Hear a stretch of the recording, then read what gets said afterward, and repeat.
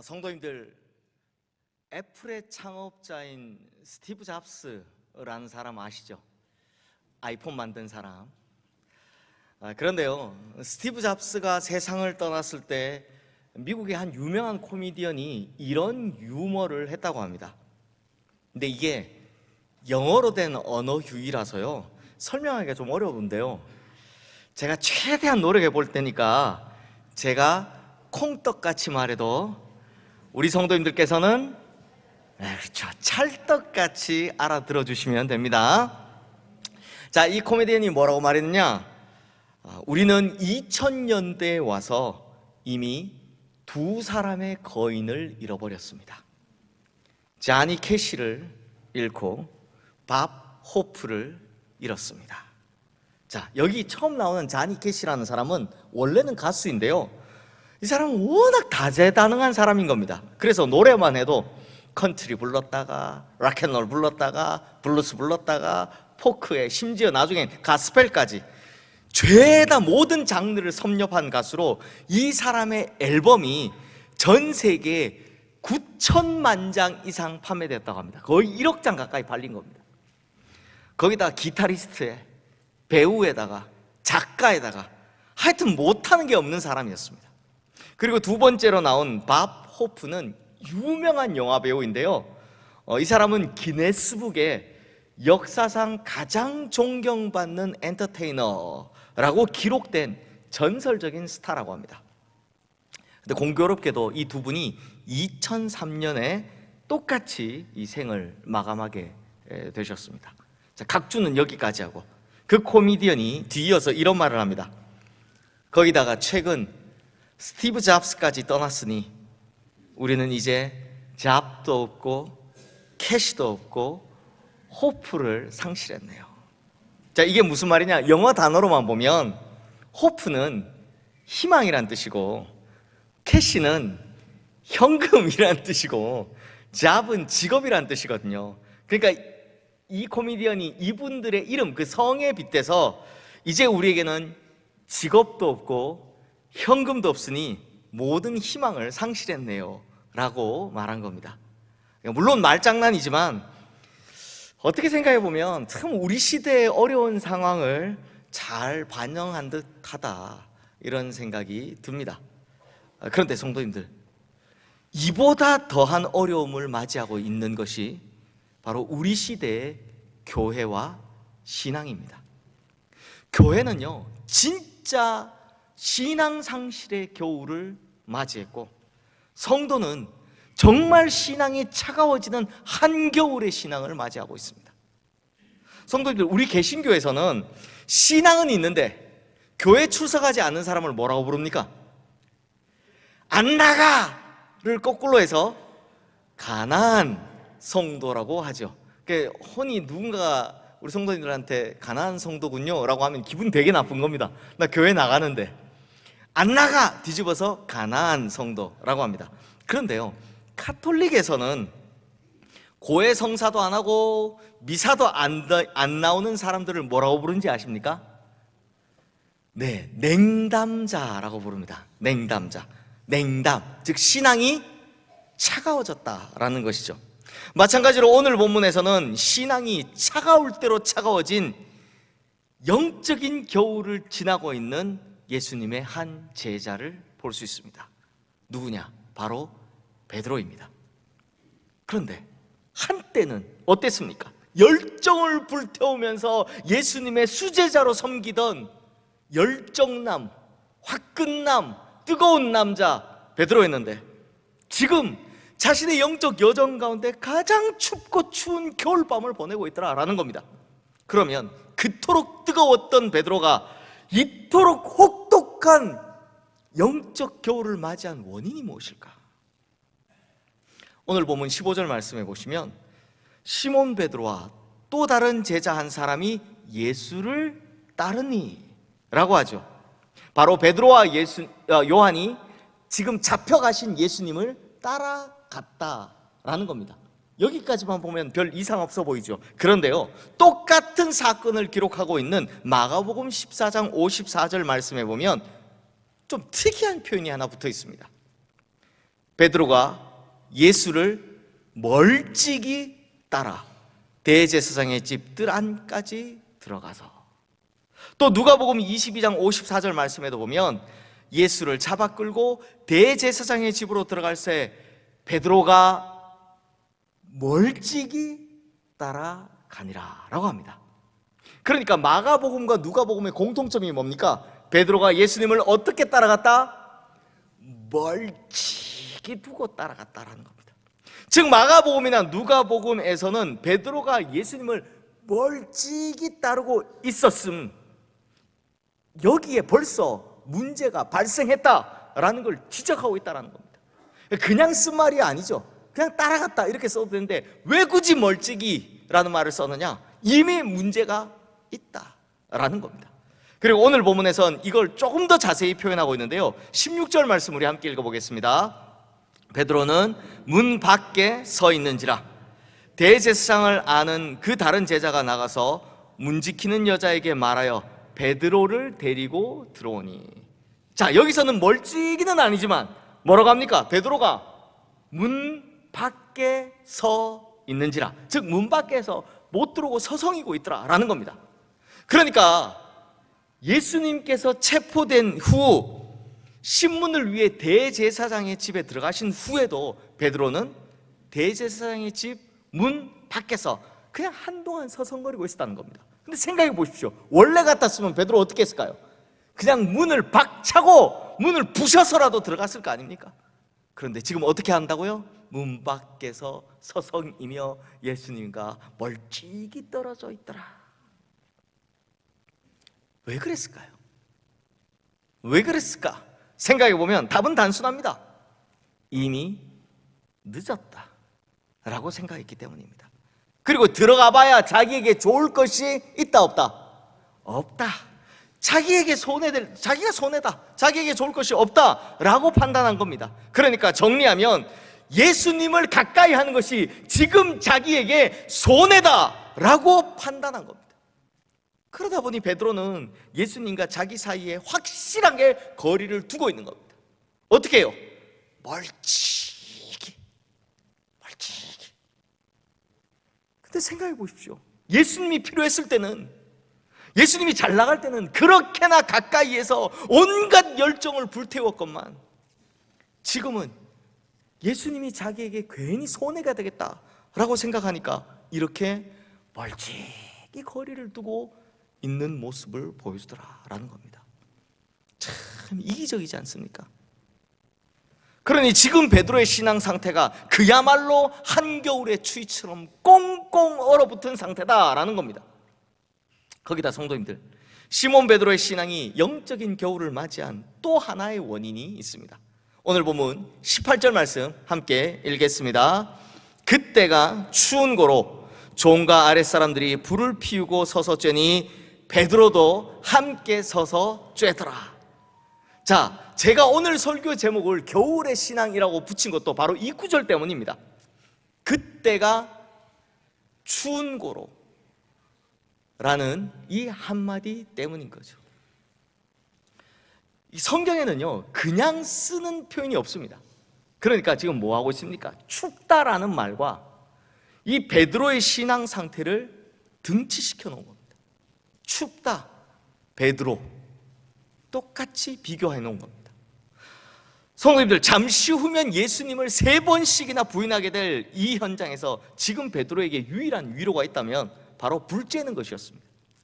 물론 그 추운 날씨에 그 새벽에 불 쬐는 것이 무슨 잘못이었겠습니까?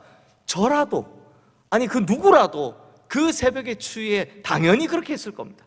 하지만 지금 베드로의 문제는 차갑게 식어버린 자신의 믿음에 불 붙일 생각은 안 하고 있고 그저 육신의 안위, 육신의 몸을 따뜻하게 만드는 것, 그 몸 녹이는 것만 신경 쓰고 있더라라는 겁니다. 성도님들, 오늘날 성도들의 문제도 바로 여기에 있다고 생각합니다. 무슨 말이냐? 세상이 발전하면 발전할수록 신앙도 더 발전할 것 같은데, 세상이 발전해서 우리가 평안해지고 우리가 좋아지면 우리는 이상하게도 점점 더 육신의 안위를, 육신의 평안만을 생각하는 그런 신앙을 추구하게 되어버렸다는 겁니다. 대표적으로 온라인 예배만 봐도 그렇죠. 코로나19 팬데믹 당시에는 도저히 예배를 드릴 수 없는 상황이니 어쩔 수 없이 온라인 예배를 시작했습니다. 그런데 지금은요, 지금은 안 그렇잖아요. 그런데도 여전히 나의 편안함을 위해서 온라인 예배를 드리는 경우들이 대부분입니다. 물론 건강의 이유로 도저히 몸이 아파 움직일 수 없이 온라인 예배를 드리시거나 혹은 공간의 차이로 인해서 거리가 너무 머니까 도저히 오실 수가 없어서 온라인 예배를 드리시는 분들 계시죠. 이런 분들에게는 온라인 예배가 참 유익한 겁니다. 하지만 그런 게 아니라 그냥 내가 뭐 다른 일 해야 되니까, 혹은 내가 뭐 어디 놀러를 가야 되니까, 근데 양심상 예배 안 드리면 괜히 찝찝한 겁니다. 그러니 그냥 온라인 예배 편하게 드리고 그냥 틀어만 놓고 그걸로 예배를 때우는 사람들이 더 많다는 것이 현실입니다. 그러다 보니 우리의 육신이나 형편이 편하면 편할수록 더 열심히 신앙생활하는 것이 아니라 참 이상하게도 우리의 신앙의 열정은, 우리 신앙의 불꽃은 오히려 식어가는 이 아이러니함을 경험하고 있다는 겁니다. 바로 이 시대예요. 근데 성도님들, 한국교회가 한창 부흥했을 때 그때를 한번 생각해 보십시오. 그때는 겨울에 이 난방도 변변치 않아서 톱밥난로 틀어줬잖아요. 혹시 우리 성도님들 톱밥난로 기억하십니까? 이 둥그런데 구멍 뻥뻥뻥 뚫려서 밑에 이 톱밥 집어넣었던 거. 저만 시골 출신이라 그런 겁니까? 그 톱밥난로 네, 톱밥 제가 제일 나이 많은 것 같습니다. 여기서 이 톱밥난로 경험하신 분들도 계시겠지만, 꼭 딱 그 톱밥난로 보신, 네. 감사합니다. 알아요 해주셔서. 그 난로 주변만 따뜻하고 나머지는 다 냉골이잖아요. 그럼에도 새벽마다 나와서 그 차가운 바닥에 무릎을 꿇고 기도하던 그 불꽃, 그 뜨거움은 대단했습니다. 그 어떤 겨울의 강추위도 그 기도의 열정을 이기지 못했었습니다. 또 이건 아시겠죠? 에어컨은 상상도 못하던 그 한여름에 별 도움도 안 되는 지붕에 빙글빙글 돌고 있던 선풍기 몇 대, 이건 아시죠? 네.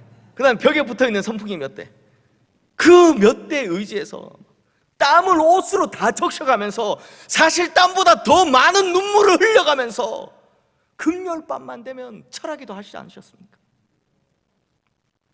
아무리 험한 산골에 있어도 한반도 곳곳에 있는 기도원마다 24시간 기도의 소리가 끊인 적이 없었습니다.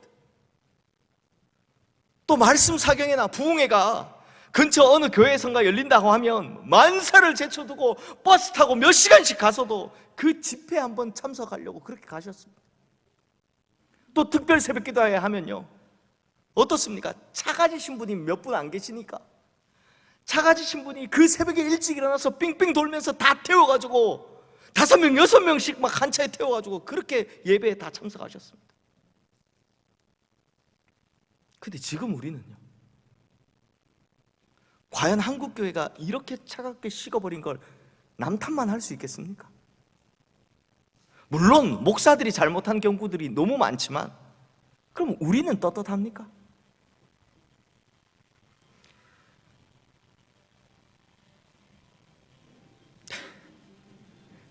우리는 과연 떳떳하다 할 수 있겠습니까? 우리의 모습이 지금 불 쬐고 있는 이 베드로보다 낫겠냐라는 겁니다. 그러므로 성도님들, 우리의 그랬던 영적인 뜨거움을 다시 회복할 필요가 있습니다. 오늘 본문의 이 순간 베드로에게 정말 필요했던 것, 그의 육신의 추위를 녹이고자 불 쬐는 일이 아니라 한때 그 안에서 주님만 생각해도 막 불타오르던 그 믿음의 불꽃을 되살리는 일이었듯이 우리 역시 육신의 안위를 위해서 신앙생활하는 것이 아니라 영혼의 불꽃을 다시 뜨겁게 집회한다라는 겁니다. 그러므로 성도님들, 나에게 이익이 될 때는 주님 가까이 가고 내가 손해볼 것 같으면 주님을 멀리하는 그런 신앙, 또한 육신의 안위가 먼저지 영혼의 불을 지피는 것은 생각지도 않는 그런 믿음. 우리가 이런 겨울의 신앙을 타파하지 못한다면 우리와 교회의 미래는 어떻게 되겠습니까? 그러므로 성도님들, 다시 한번 우리의 영혼에, 우리의 신앙에, 우리의 믿음에 불을 지피시기를 주님의 이름으로 축원합니다.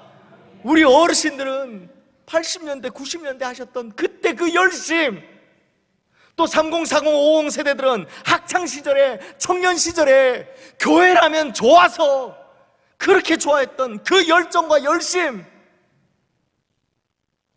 그 열정들을 다시 회복하시기를 주님의 이름으로 축원합니다. 그래서 이제부터라도 차가워진 겨울의 신앙을 봄의 신앙으로, 더 나아가서 뜨거운 여름의 신앙으로 바꿔가시기를 주님의 이름으로 축원합니다. 이제 말씀을 마무리하겠습니다. 유명한 소설가죠, 황순원 님이 쓰신 원형방황이라는 소설이 있는데요, 이 소설의 제목이 된 원형방황이란 말은 링반데룽이라는 독일어를 우리말로 번역한 겁니다. 링반데룽. 그러면 이 링반데룽이 대체 뭐냐? 아마 산에서 조난당하신 분들에게 이런 이야기 한 번쯤 들어보신 적 있을 겁니다. 조난당했을 때 자기는 분명히 앞을 딱 보고 똑바로 나간다고 계속해서 걸어갔는데 한참 후에 보니까 어디에 있더라? 출발한 그 자리에 돌아와 있더라. 이런 이야기 들어보신 적 있으시죠? 네. 그러니까 분명히 앞을 보고 계속해서 나가는 줄 알았는데 사실은 제자리에서 뱅글뱅글 돌고 있었다. 이게 바로 링반데룽입니다. 그래서 등산가들이 제일 무서워하는 것이 바로 이 링반데룽, 원형방황이라고 합니다. 그런데 성도님들, 우리의 신앙이 겨울의 신앙이 되어버리면 우리의 신앙도 원형방황을 하기 시작합니다. 이게 무슨 말을 하려는 거냐? 자, 이번에도 어김없이 예수 그리스도의 십자가를 묵상하는 고난주간이 찾아왔습니다. 그러면 성도님들 한번 생각해 보십시오. 우리 성도님들께서 신앙생활한 연수만큼 고난주간을 맞이하셨을 겁니다. 그렇죠? 그러니까 30년 신앙생활 하신 분은 30번째 고난주간을 맞이하시는 거고, 50년 신앙생활 하신 분은 50번째 고난주간을 맞이하는 겁니다. 그러면 우리는 그 연수만큼 그만큼 가까이, 십자가에 더 가까이 다가갔습니까? 아니면 끊임없이 제자리에서 뱅글뱅글 방황만 하고 있습니까? 매년 찾아오다 보니까 그냥 어쩔 수 없이 보내는 고난주간, 혹은 특별한 감정도 생각 없이 그냥 흘려보내는 고난주간을 지금까지 보내진 않으셨습니까? 그래서 매번 제자리에서 뱅글뱅글 돌고 있는 그런 신앙 아닙니까? 만약 그렇다면 우리의 신앙은 이미 링반데룽, 원형방황 속에 갇혀있는 조난상태의 신앙이라는 겁니다. 한겨울의 신앙이라는 겁니다. 그러니 성도님들, 이제 제대로 된 길로, 올바른 길로, 그 길을 찾아 그 방황을 깨뜨리고 나오셔야 한다는 겁니다. 그러므로 성도님들, 이번 고난주간부터 우리의 차가워진 겨울의 신앙을 뜨거운 여름의 신앙으로 회복하시기를 주님의 이름으로 축원합니다. 한겨울을 녹이던 그 기도의 열정, 한여름에도 막을 수 없었던 그 신앙의 열정, 그 열정들, 그 열심들을 다시 회복하시기를 주님의 이름으로 축원합니다. 그래서 이번 고난주간에는 예수 그리스도의 십자가를 깊이 묵상함으로, 거기에 길이 있으니까요, 그 십자가의 길을 깊이 묵상함으로 더 이상 제자리에서 맴도는 신앙이 아니라 십자가를 향해 한 걸음씩 한 걸음씩 더 가까이 나아가는, 십자가를 향해 다가갈 수 있는 우리 성도님들의 신앙 되시기를 주님의 이름으로 축원합니다. 기도하겠습니다. 하나님 아버지, 우리는 늘 대제사장 가야바의 뜰에 있던 베드로의 모습, 예수님을 3번씩이나 부인한 베드로의 모습을 보며 어리석다, 안타깝다 생각했었습니다. 하지만 정작 그 베드로의 모습이 지금 우리의 모습은 아닌지요. 예수님께 너무 가까이 가면 피곤하다, 신앙생활 너무 열심히 하면 나에게 득될 것이 없다, 오히려 손해다라고 생각하면서 항상 예수님과 거리를 두고 살아가던 그때의 그 베드로가 지금 내 모습은 아닌지요. 그러니 이제 우리의 신앙을 온전히 회복하게 되기를 소망합니다. 이제 우리의 신앙이 겨울을 넘어 봄을 맞이하고 여름의 뜨거움을 회복하는 신앙이 되기를 원합니다.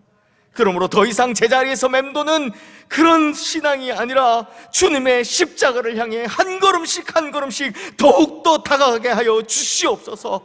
우리 주 예수 그리스도의 이름으로 기도드리옵나이다. 아멘.